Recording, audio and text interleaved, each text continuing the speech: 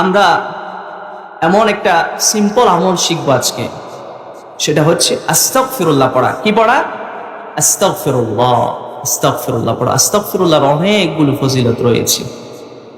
বিশেষ করে আপনি যদি আস্তাগফিরুল্লাহ পড়েন, আপনার রিজিকের মধ্যে বারাকা দিয়ে দিবেন একজন। তিনি কে? এমন এমন জায়গা থেকে আপনার রিজিকের ব্যবস্থা করে দিবেন, আপনি কল্পনাও করতে পারবেন না। আপনি যদি আস্তাগফিরুল্লাহর সাথে আঠার মতো করে লেগে থাকতে পারেন, তাহলে আল্লাহ আপনাকে এমন এমন নিয়ামত দান করবেন, আপনি কল্পনাও করতে পারবেন না।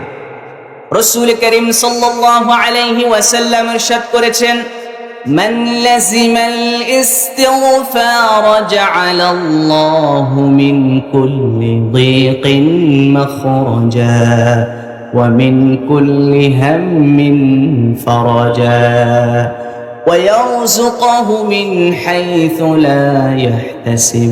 রাসূল করিম সাল্লাল্লাহু আলাইহি ওয়াসাল্লাম বলেছেন, যে ব্যক্তি আস্তাগফিরুল্লাহর সাথে আটার মতো করে লেগে থাকবে, তার জন্য তিনটা উপকার।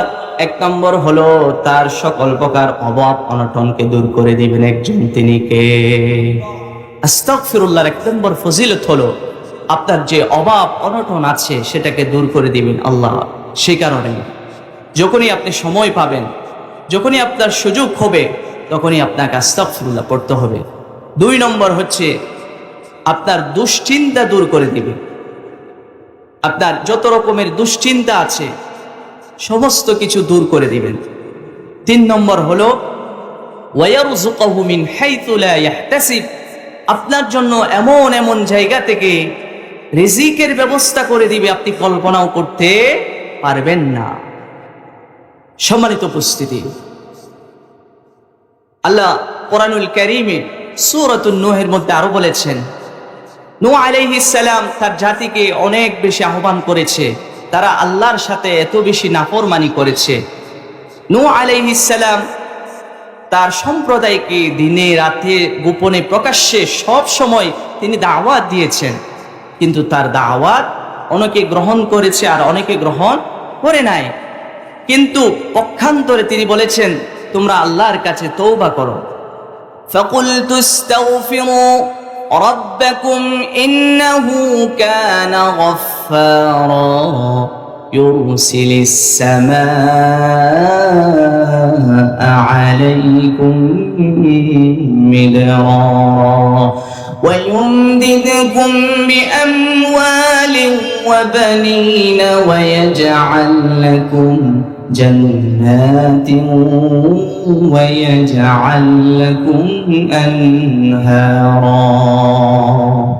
দেখেন, আল্লাহ আস্তাগফিরুল্লাহর ফজিলত বর্ণনা করছেন। নূহ আলাইহিস সালাম তার জাতিকে বললেন, ফাকুলতু ইস্তাগফিরু রাব্বাকুম ইন্নাহু কানা গফফারা, তোমরা আল্লাহর কাছে, তোমাদের রবের কাছে ইস্তিগফার পড়ো।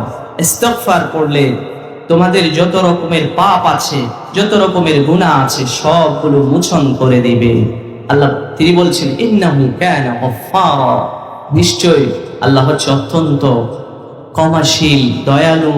তিনি তওবা করলে আপনার তওবা কবুল করবেন। তাহলে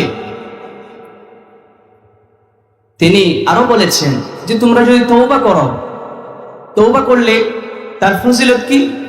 তোমাদের যে সম্পদ আছে, তোমাদের সে সম্পদকে তিনি বৃদ্ধি করে দিবেন। ওয়া ইউমদিদকুম বিআমওয়ালিন ওয়া বানিনা ওয়া ইয়াজআল লাকুম জান্নাতিন ওয়া ইয়াজআল লাকুম আনহারা। এবং তোমাদের কারো যদি সন্তান লাগে, তাহলে তোমরা আল্লাহর কাছে বেশি বেশি ইস্তিগফার করো। এখন আমাদের কিছু কপাল পোড়া ভাই আছে, যারা মাজারে গিয়ে, ওইখানে পীরের কাছে গিয়ে কি করে সন্তান চায়। কি বলেন, ঠিক কিনা? আপনি অনেক জায়গায় দেখবেন, বিশেষ করে চিটাগাংয়ের দিকে, তারা আল্লাহর কাছে না গিয়ে তারা মাজারে গিয়ে সন্তান চায়।